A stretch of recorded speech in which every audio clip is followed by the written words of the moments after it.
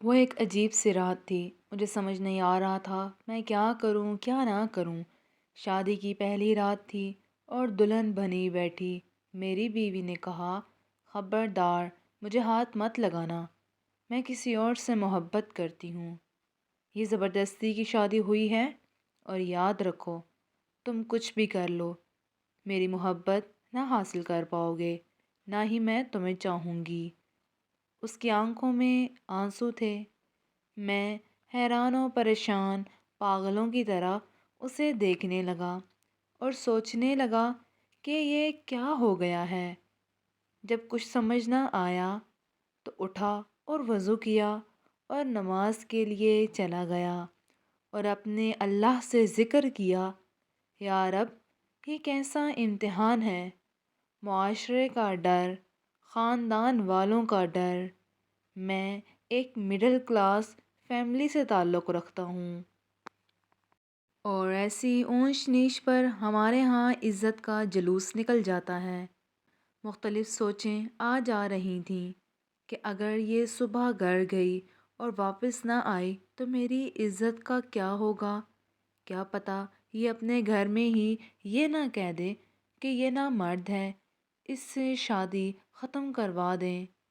میں نے اس سے بات کرنا چاہی مگر دل نہیں مانا میرا کہ میں اس کی منت کروں۔ میں سو گیا۔ اگر اسے کسی اور سے محبت تھی تو نکاح کے لیے ہاں ہی نہ کرتی یا مجھے ہی بتا دیتی، میں اس سے رشتہ ختم کر دیتا، میری زندگی خراب تو نہ ہوتی۔ میں شادی پر ساری جمع پونجی لگا چکا تھا۔ صبح وہ اپنے گھر چلی گئی، کوئی بات نہیں ہوئی۔ 3 دن تک کوئی ہلچل نہیں ہوئی۔ 3 دن بعد اس کی امی کی کال آئی تو میں لینے چلا گیا۔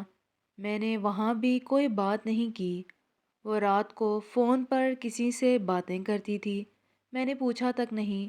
میں نے اس سے سارے وقت میں بس ایک بار پوچھا تھا کہ طلاق چاہیے، اس نے کہا نہیں۔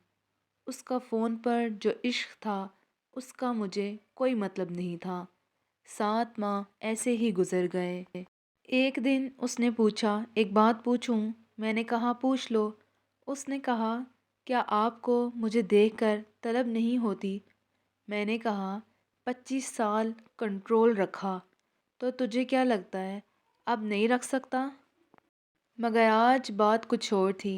میرے دوست نے مجھ سے کہا، تمہاری بیوی کسی اور مرد کے ساتھ کسی ہوٹل میں بیٹھی تھی۔